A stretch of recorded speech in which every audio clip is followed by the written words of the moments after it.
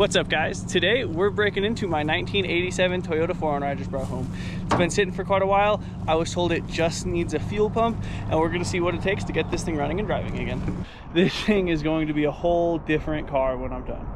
So first thing first, it has the removable top. It's got a 22 RE and a 5-speed transmission. It is completely loaded. It has a sunroof or a moonroof. It's got the altimeter. It's got an entire SR5 gauge cluster. This thing was top of the line for when it came out. So I got a battery in this thing. I just threw one in. We're gonna go ahead, we're gonna jump in it, and we're just gonna use the clutch start cancel button. I'm gonna put it in first gear. We're gonna put it in 4 low. This thing is disgusting, I know. We're gonna grab the key,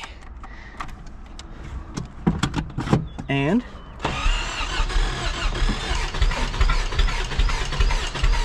also, sounds like this thing's trying to start, and that tells me it's getting fuel.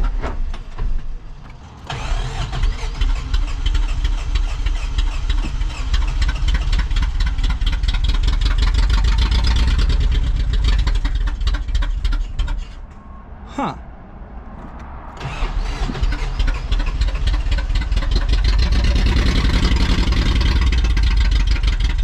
My foot's to the floor.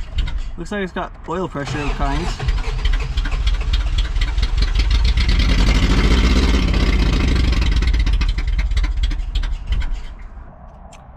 I don't know. Doesn't sound good.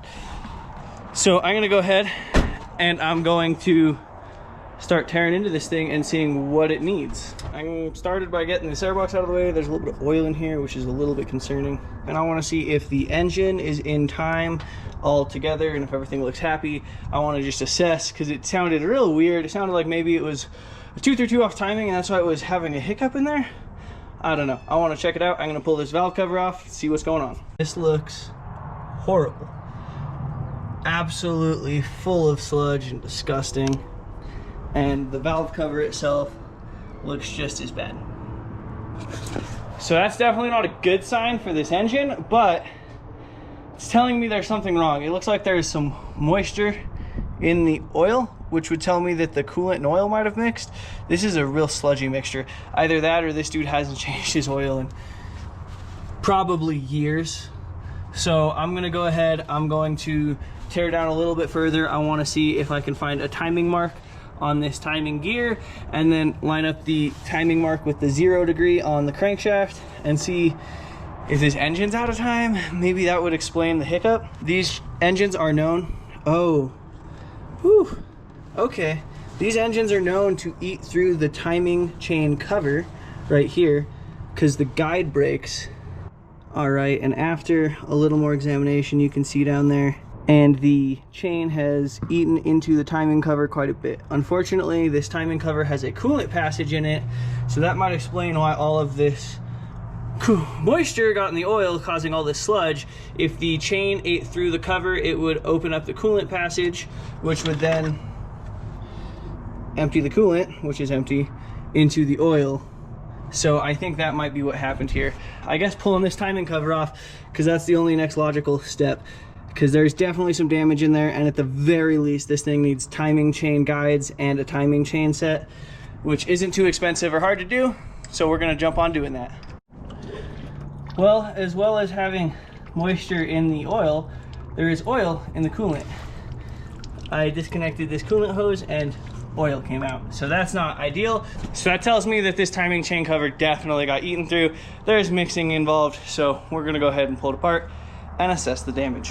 I got everything off the front, and the timing mark for the cam is now lined up at top dead center.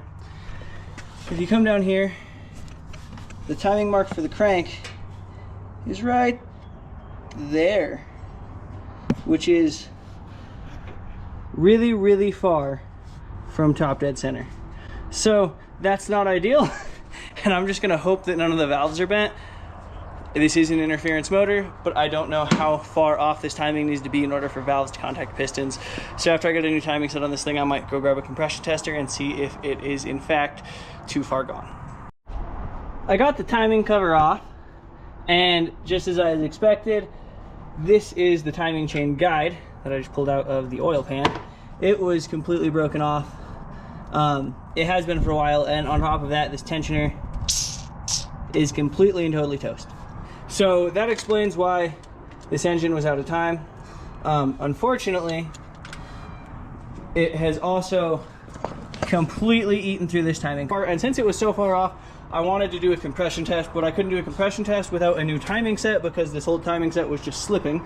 So I went and I got a pretty cheap timing set, just something to see if this motor is even worth putting back together. And I didn't have a compression tester, so I went ahead and picked one up. I'm gonna go ahead and I'm gonna throw this timing set on, I'm gonna throw the chain on, I'm gonna get it in time, and then I'm gonna see if I can run a compression test real quick to see if this motor has compression. As you can see, even the cheap auto parts store timing kit comes with a metal backed guide, which is a huge improvement over the factory guides. The OE guides came just plastic on plastic, and this is what happens to them. And that's what caused this whole ordeal, was no one doing a timing set on this thing, but that's okay. We got a nice metal backed guide. We're gonna throw it back in here with some new gears and a new chain, a new tensioner, and we should be back on the road. Well, unfortunately, I've got 95 PSI, 95 PSI, 30 PSI. I know that my gauge might not be super accurate, but I know it knows the difference between 30 and 90. So I'm gonna go ahead and I'm just gonna start tearing this thing apart. The head's gonna have to come off. Either I've got a bent valve or I've got something wrong with the piston. So either way, this thing needs to come further apart in order for me to fix it. So I guess I'm gonna go ahead and pull the head off. That way I can start assessing what needs to happen in order to get this thing back on the road. I have been working away, and I got the intake off, I've got the exhaust disconnected, and I'm ready to break all of these head bolts loose. I gotta take this timing chain off again, but that'll be like 2 minutes. But then I'm gonna go ahead and I'm gonna take all the head bolts out, the rocker assembly will come off, and then I can pull the head off of this thing. And that'll tell me whether or not I've got a piston and ring issue, or if what I suspect is wrong, have an issue with my valves, and one of them is bent and not sealing. So I'm gonna get back to work, get this thing teared apart so I can know what parts to order, and I can get this thing back on the road. Well, I got the head off, and you can see there are witness marks on every single one of the intake valves, all 4. Although I don't think any of them are bent, there are witness marks on all of them. So that's pretty crazy. The fact that they're not bent and I had no compression is due to the fact that this head gasket was completely and totally annihilated. You can see there, it blew completely from this number 4 into this number 3. This number 3 was actually hitting this ring against the head over and over again. There's an indentation on the head. So I'm glad I took this head off because this engine definitely needed to go through. Luckily, there's no major scoring. That's definitely the issue right there. It has a big old chunk missing from the head gasket. So I'm gonna go ahead and get a bunch of parts ordered, and this thing should be back on the road with just a few more parts. I got myself a head gasket, I got myself a timing cover that doesn't have a big old chunk torn out of it, so that's gonna be good. All right guys, it's the next day. I got a bunch done already. I've got this oil pan ready to come out. Unfortunately, I'm gonna need to lift the engine up to do that, but that isn't even the sad news. So I was cleaning everything up this morning. I was cleaning the head up, I was cleaning the head surface on the block up, and I grabbed this crankshaft and I just picked up on it. And I'm not sure if you can hear that or see that in the head, but this whole crankshaft is moving up and down in the engine. So that means the crankshaft bearings are no good. So I'm gonna go ahead and I'm gonna pull these bell housing bolts out. I'm gonna get this entire engine out. And it looks like the local parts store has some bearings in stock if I do need them. So I might even be able to run to the parts store and get some bearings for this thing, because I would like to get this thing back together. Apparently this engine's getting a whole refresh. Will it run and drive? Not as it sits, but it will run and drive when I'm done with it. So let's keep going. Got the engine out on a stand in front of the truck, and we're gonna go ahead and I'm gonna flip this thing over. I'm gonna pull all of the bearings apart. I'm gonna see how all of them look.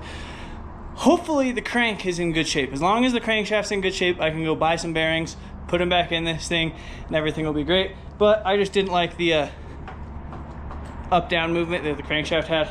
It's just not something I was willing to let slide. But it's awesome. This thing does have a really new clutch in it that looked really good. The rear main seal looked like it was recently replaced. So I think this thing got some love at some point. I just don't know if they understood how important the timing chain was. And I don't know what happened with that head gasket because it was blown. Upon flipping this motor over, the first thing I noticed is that there's a lot of stuff in this oil pickup. So that might have contributed to something going on, but I think there was stop leak in this engine. Coolant or oil, I'm not sure, because they were mixed. So I don't know if they were trying to stop the coolant or if they were trying to stop the oil leak. Either way, it didn't work out because there was a big old hole in between the coolant and the oil passage. So I got the engine apart, and as you can see, every single one of the bearings, this one being the exception, has worn all the way through its coating into the copper. And yeah, they're all no good. The matching sides were all very similar, and unfortunately the crank looks like it's got a little bit of marring on it.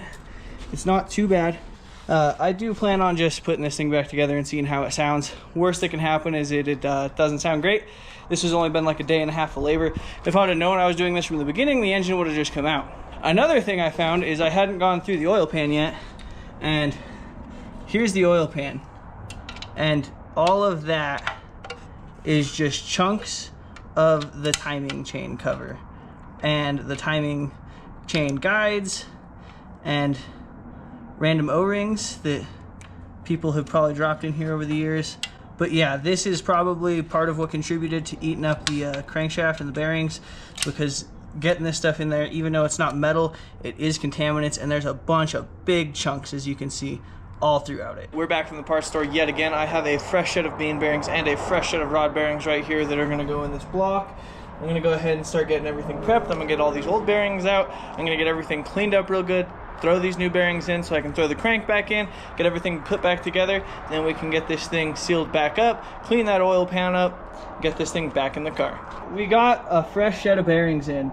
We've got all the rods, all the mains. I'm gonna go ahead and I'm gonna put some assembly lube on this. I just cleaned up the crankshaft, so I should just be able to throw that right on in here, and we'll have a rotating assembly again. Of course, I gotta torque everything down, but that's all small stuff. I'm just excited for the big steps. We're back onto assembly. We've been disassembling this thing non-stop. For something that just needs a fuel pump, this has been the most extensive repair could have possibly imagined. But I'm gonna get back into it so I can get this thing back together before it gets dark on me again.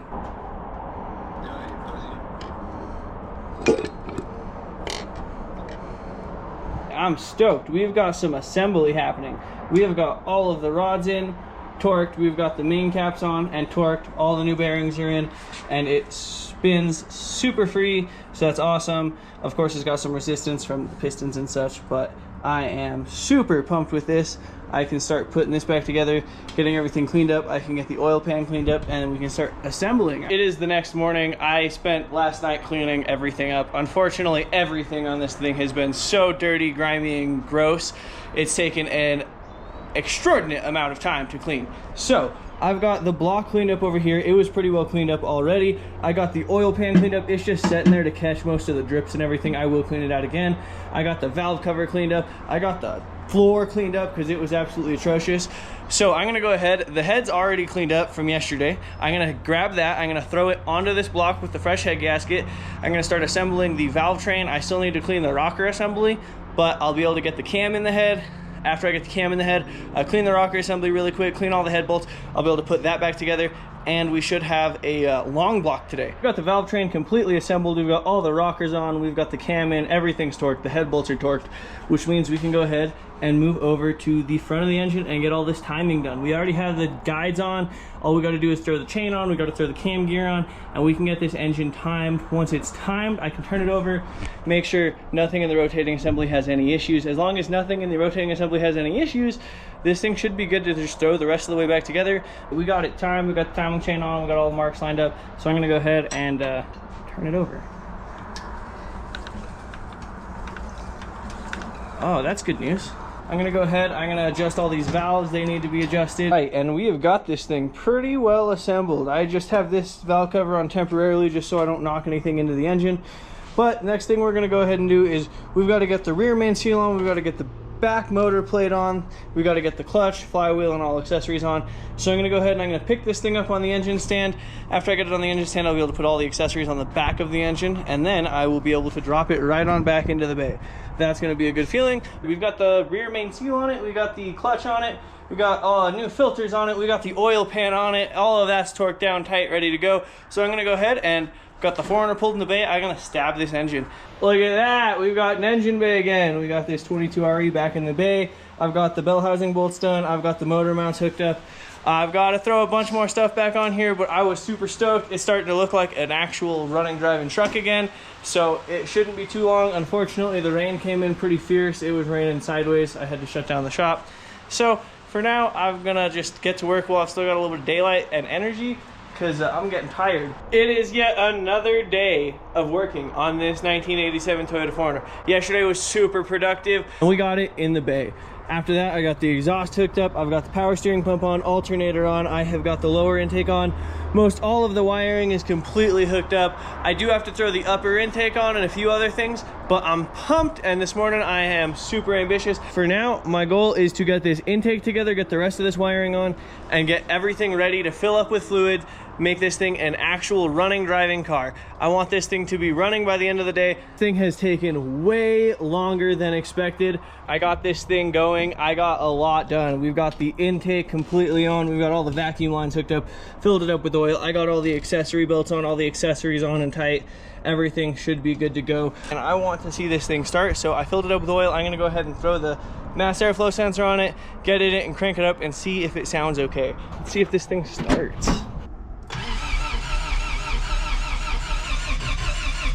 Come on, oil pressure gauge.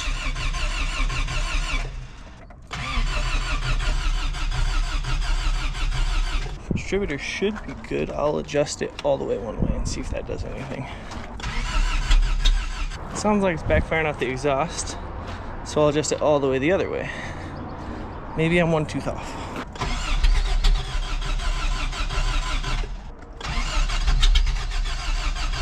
I'm gonna try stabbing this distributor one more tooth off. I'm all the way this way, so I'm gonna spin the distributor gear one tooth to the clockwise if you're looking at it from this direction. All right, we move the distributor one tooth.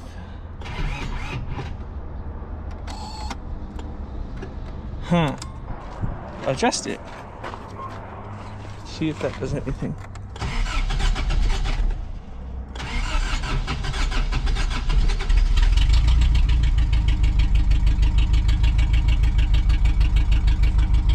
Look at that!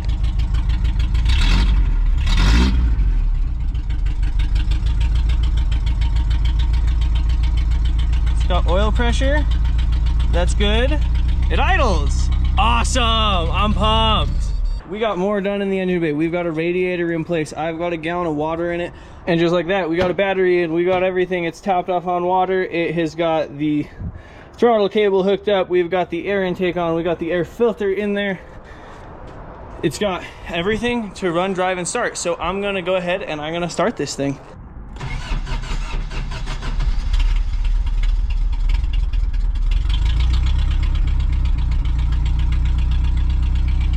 Oil pressure.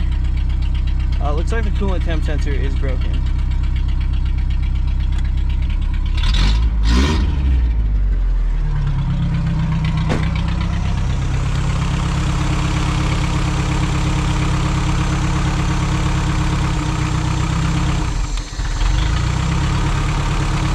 I think I need to adjust this one tooth.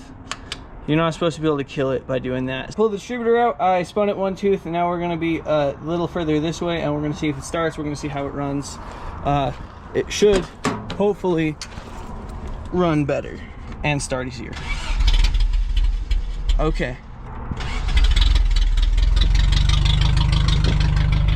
All right, it's already better.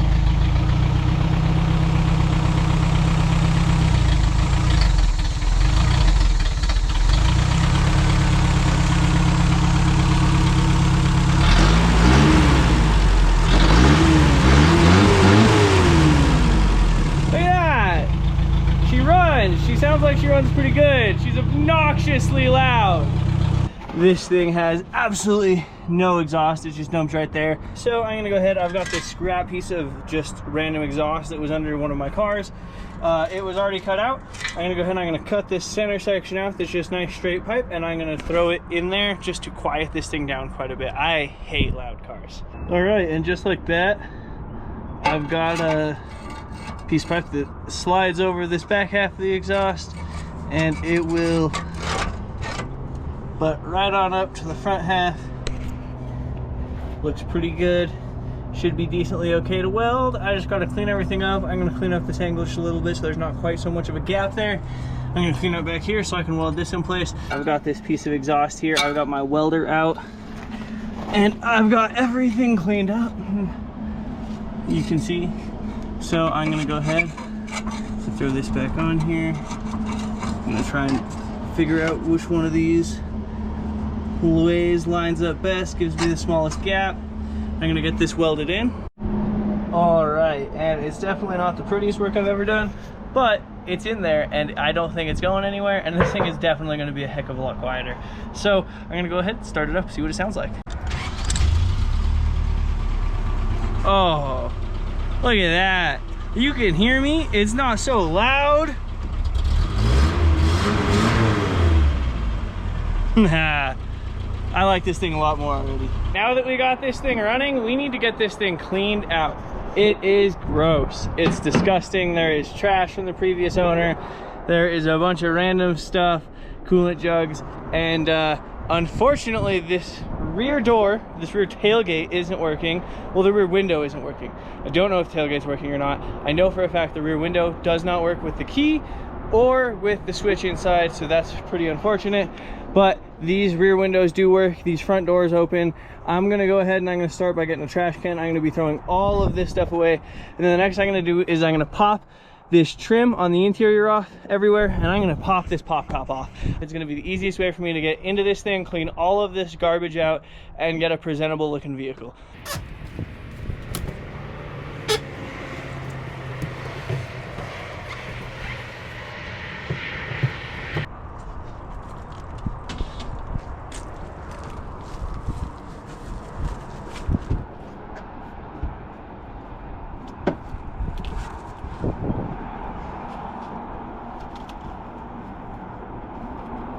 Now that the top's off, you can really see how much and how gross this thing is. So much stuff in here. So I'm gonna go ahead, I'm gonna get the trash can over here. I'm gonna throw all of it away. I don't wanna save any of it. Oh man, 4Runners look so good with their top popped. Sweet little Toyota pickup.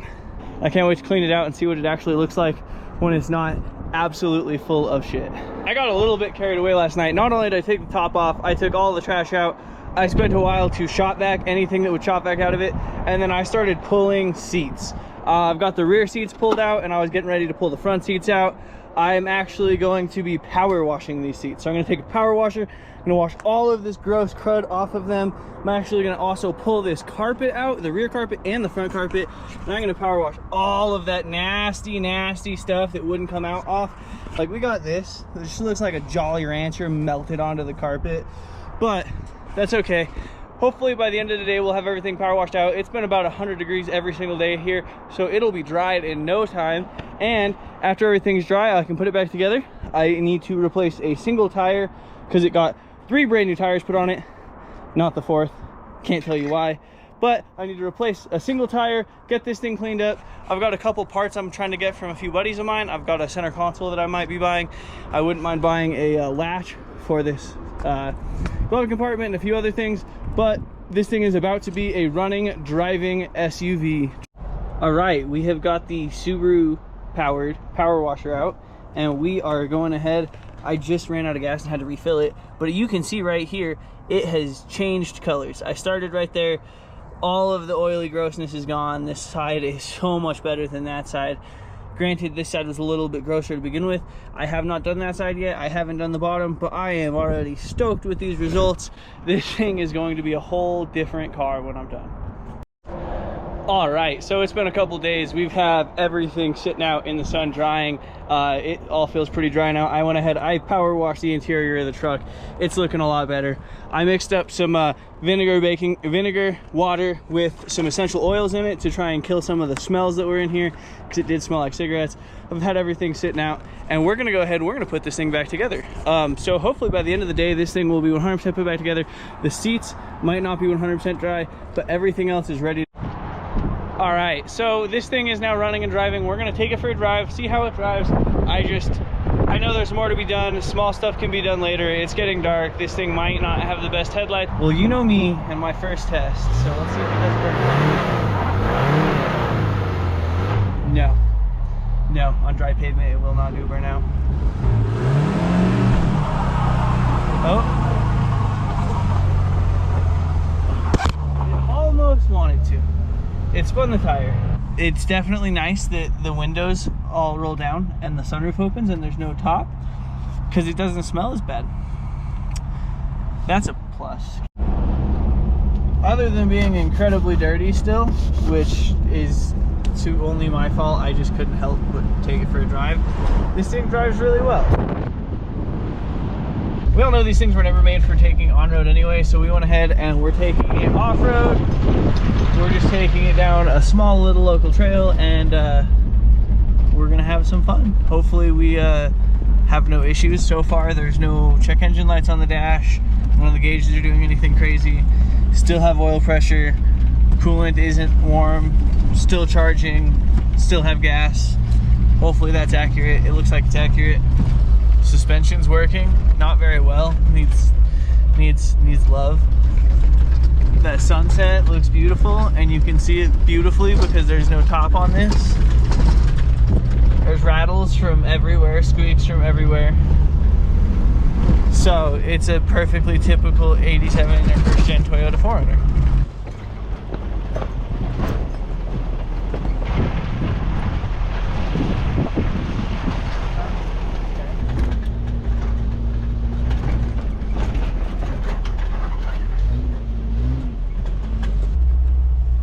Stoked about that. The lights in this work. Seems like everything in this thing works. Cruise, all the lights, awesome little rig. Super stoked. It was definitely one of the nice ones of its day. Now that we got this thing running and driving, we got it on the trail, I'm super pumped. We're going to be doing more work to this thing. We have a bunch of odds and ends to tie up, but for now, that's it. We're going off-roading. Remember, if you like these shirts, let me know. I can make more. I have a bunch more ideas that I'm trying to come up with.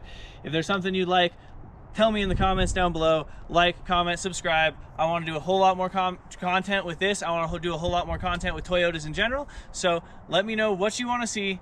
Thank you for watching, and have a good one.